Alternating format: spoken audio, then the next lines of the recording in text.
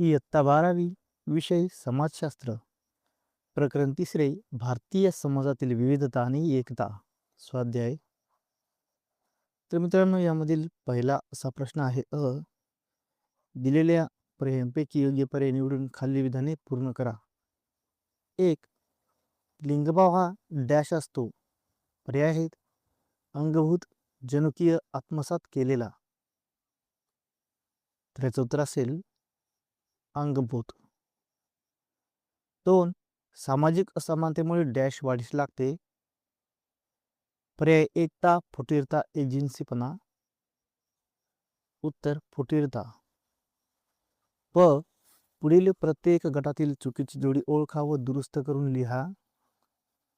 जोड्या आहेत 1. भाषेवर आधारित संघर्ष भाषावाद, धर्मावर आधारित संघर्ष दहशतवाद, जातीवर आधारित संघर्ष जातीयवाद, प्रदेशावर आधारित संघर्ष प्रदेशवाद. तर यातील चुकीची जोडी आहे दुसरी, धर्मावर आधारित संघर्ष दहशतवाद. तर या जागी योग्य जोडी होईल धर्मावर आधारित संघर्ष संप्रदायवाद. क. प्रत्येक विधान वाचा आणि चौकटीत दिलेल्या योग्य संज्ञा ओळखून लिहा. संज्ञा आहेत निरंकुशतावाद, वर्ग व समानतावाद. 1. अर्जित दर्जा वर्ग. 2. सौहार्दपूर्ण संबंधांचे संवर्धन समानतावाद. ड. अधोरेखित शब्दाच्या जागी अचूक शब्द लिहून विधाने पूर्ण करा. 1. जातीवर आधारित संघर्षाला संप्रदायवाद म्हणतात. तर संप्रदायाच्या ऐवजी येईल जातीयवाद. पूर्ण वाक्य होईल जातीवर आधारित संघर्षाला जातीयवाद म्हणतात. 2. सर्व धर्म समभाव भारताची एकतेची संकल्पना दर्शवतो. उत्तर असेल विविधतेत एकतेची. सर्व धर्म समभाव भारताची विविधतेत एकतेची संकल्पना दर्शवतो. प्रश्न दुसरा टिपा लिहा. 1. लिंगभावाधारित विविधता. उत्तर लिंगभावाधारित विविधता म्हणजे पुरुष आणि स्त्रियांच्या विविध भूमिकांमुळे समाजात निर्माण होणारी भिन्नता होय. प्रत्येक लिंगाचे शारीरिक, मानसिक आणि सामाजिक गुणधर्म वेगवेगळे असतात. पुरुष सामाजिक कार्यात अधिक सक्रिय भूमिका घेऊ शकतात, तर स्त्रिया घरगुती तसेच व्यावसायिक जबाबदाऱ्यांमध्ये संतुलन साधतात. शिक्षण आणि रोजगारात लिंगभेदामुळे संधीचा फरक पडतो. महिलांना अनेकदा कमी मानधन किंवा कमी संधी मिळतात. पुरुषांमध्येही भावनिक व्यक्तिमत्व वेगवेगळ्या प्रकारे प्रकट होते.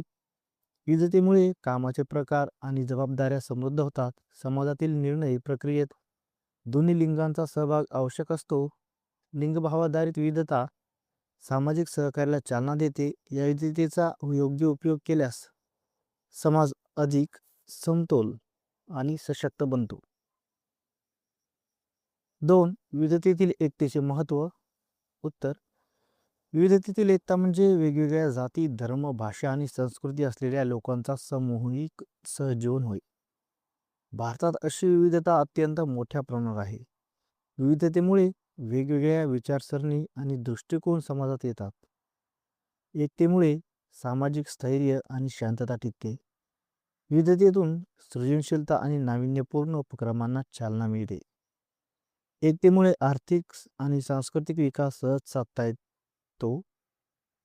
शैक्षणिक आणि सामाजिक संधी सर्वांसाठी समान होतात.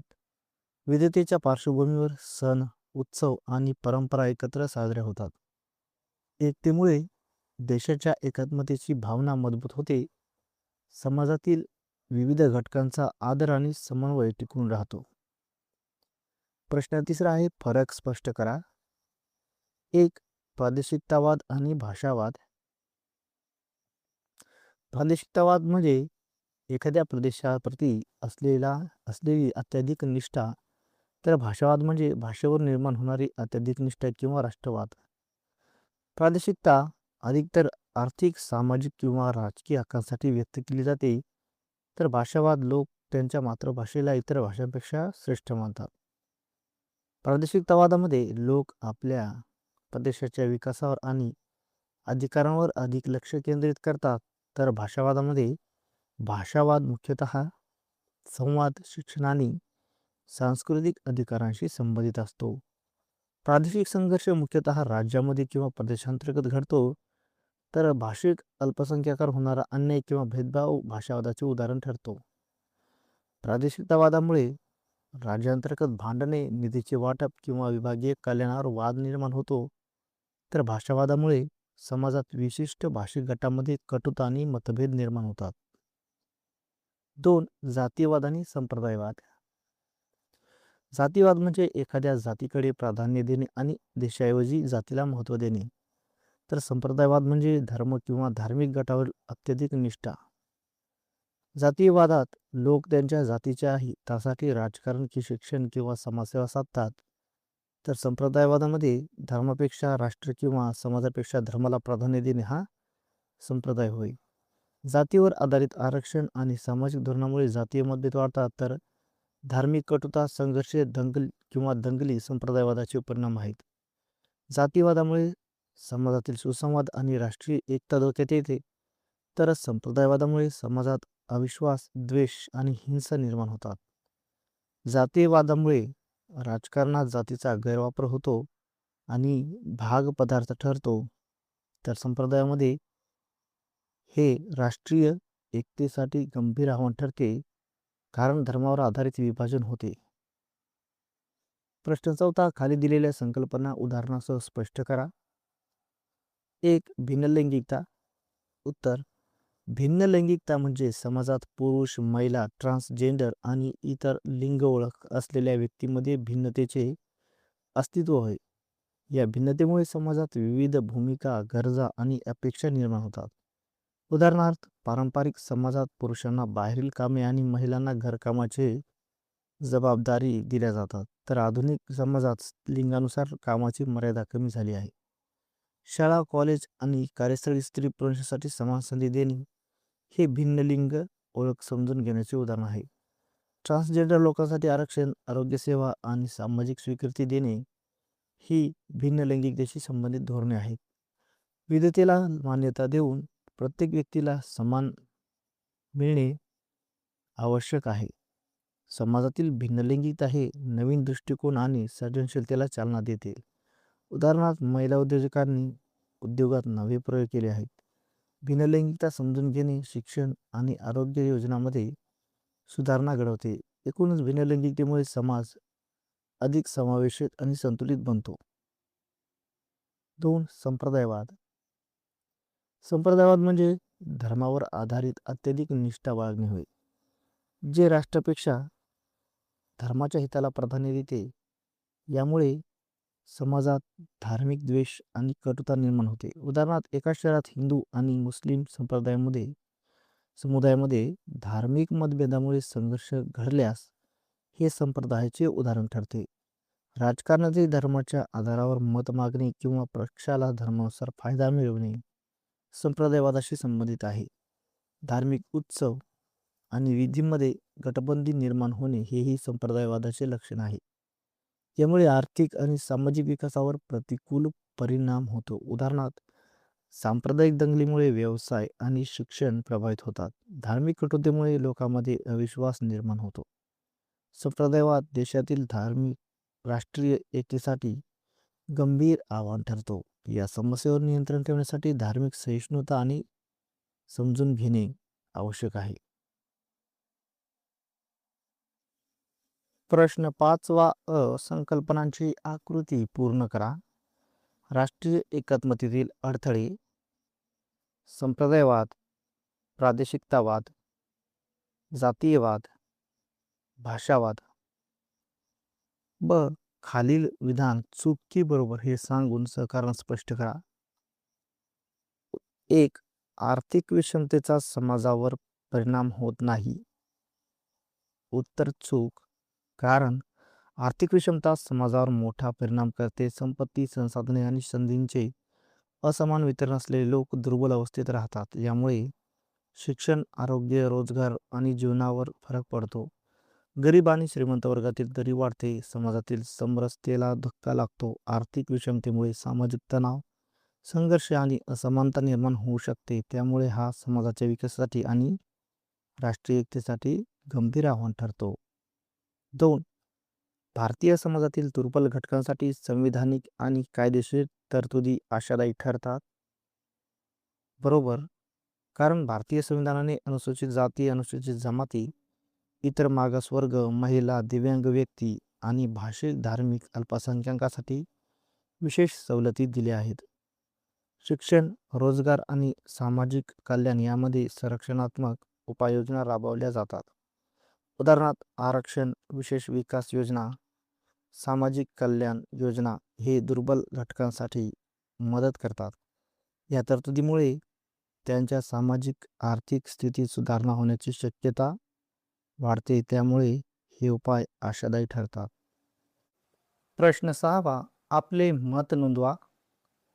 1. खेळामधील सहभाग राष्ट्रीय एकात्मतेला कशा प्रकारे उपयोगी ठरेल? उत्तर आहे, माझ्या मते खेळ हा एक समाजाला एकत्र आणणारा माध्यम आहे. वेगवेगळ्या जाती, धर्म, भाषा आणि प्रांतातील लोक एका संघात सामील होतात. यामुळे व्यक्तीमध्ये परस्पर समज आणि मैत्री निर्माण होते. सामूहिक प्रयत्न आणि सहयोगाची भावना वाढते. राष्ट्रीय स्तरावर खेळाडू देशाचे प्रतिनिधित्व करतात. त्यामुळे देशप्रेम आणि अभिमानाची भावना प्रगल्भ होते. स्पर्धेत न्याय आणि नियमांचे पालन शिकवले जाते. यामुळे समाजातील द्वेष आणि भेदभाव कमी होतो. विविधतेतून एकता साधणे शक्य होते. त्यामुळे खेळ राष्ट्रीय एकतेला महत्त्वपूर्ण योगदान देतात. 2. एकता मूल्याच्या दृष्टीने शालेय गणवेशाचे महत्त्व काय? उत्तर, शाळेतील गणवेश सर्व विद्यार्थ्यांना समान ओळख देतो. त्यात आर्थिक, सामाजिक किंवा धार्मिक भेदभाव नाहीसा होतो. एकसारखा पोशाख संघभावना निर्माण करतो. विद्यार्थ्यांना संघटनात्मक भावना आणि आत्मनियंत्रण शिकवले जाते. गणवेशामुळे शाळा ही समानतेचे प्रतीक बनते. विद्यार्थी स्वतःचे व्यक्तिमत्व सन्मानपूर्वक दाखवतात. सामाजिक भिन्नतेची जाणीव कमी होते. एकसारख्या पोशाखामुळे आत्मविश्वास वाढतो. विविधतेतून एकतेची भावना प्रगल्भ होते. त्यामुळे शालेय गणवेश एकतेसाठी महत्त्वपूर्ण साधन आहे. प्रश्न 7वा, पुढील प्रश्नाचे उत्तर सविस्तर लिहा. कमीत कमी 150 ते 200 शब्द. तुमच्या मते एकता म्हणजे काय? एकतेला बाधक अशा कोणत्याही 3 घटकांची चर्चा करा. एकता वाढवण्यासाठी नागरी आणि आदिवासी लोक एकमेकांना सहकार्य करू शकतील अशा कुठल्याही 2 उपायांचे वर्णन करा. तुमचे मुद्दे सोदाहरण स्पष्ट करा. उत्तर, एकता. एकता म्हणजे समाजातील विविध लोक, गट आणि समुदाय एकत्र राहून सामंजस्यपूर्ण, सहकार्यपूर्ण आणि शांततेच्या वातावरणात जीवन जगणे. यात धर्म, भाषा, जात, लिंग, प्रांत किंवा सामाजिक स्थिती यामधील भिन्नता असूनही सामूहिक हितासाठी लोक एकत्र येतात. एकता म्हणजे फक्त शारीरिक उपस्थिती नाही, तर एकमेकांच्या विचारांचा आदर, सहयोग आणि समान उद्दिष्टांसाठी प्रयत्न करण्याची वृत्ती देखील आहे. उदाहरणार्थ राष्ट्रीय पर्व साजरे करताना वेगवेगळ्या समुदायातील लोक आपापल्या परंपरा जपून एकत्र आनंद साजरा करतात. हे एक त्याचे उदाहरण आहे. आ. एकतेला बाधक असलेले 3 घटक. 1. जातीयवाद. व्यक्तीच्या जातीवर आधारित अन्याय किंवा प्राधान्य देणे, जे समाजात भेदभाव, द्वेष आणि संघर्ष निर्माण करते. 2. धार्मिक संप्रदायवाद. धर्माच्या आधारावर राष्ट्रप्रेम किंवा सामाजिक सहकार्य कमी करणे. उदाहरणार्थ काही वेळा धर्मभेदामुळे शाळा, सार्वजनिक कार्यक्रम किंवा स्थानिक विकास प्रकल्पामध्ये संघर्ष निर्माण होतो. 3. आर्थिक विषमता. काही लोक किंवा गटांच्या संपत्ती आणि संधींचा असमान वाटप, जे समाजातील सौहार्द कमी करते आणि वर्गभेद वाढवतो. एकता वाढविण्यासाठीचे उपाय. 1. सामूहिक उपक्रम. नागरी आणि आदिवासी लोक एकत्र सामाजिक, सांस्कृतिक किंवा शैक्षणिक कार्यक्रम आयोजित करू शकतात. उदाहरणार्थ आदिवासी कला आणि शहरी लोकांची सांस्कृतिक माळा साजरी करणे. 2. सामूहिक विकास प्रकल्प. लोक शेती, जलसंधारण, स्वच्छता किंवा आरोग्य मोहिमांमध्ये एकत्र काम करू शकतात. यामुळे परस्पर सहयोग आणि आत्मविश्वास निर्माण होतो. एकता ही समाजाची ताकद आहे. भिन्नतेला स्वीकारून आणि सहकार्य करूनच समाज सुदृढ आणि प्रगत होऊ शकतो.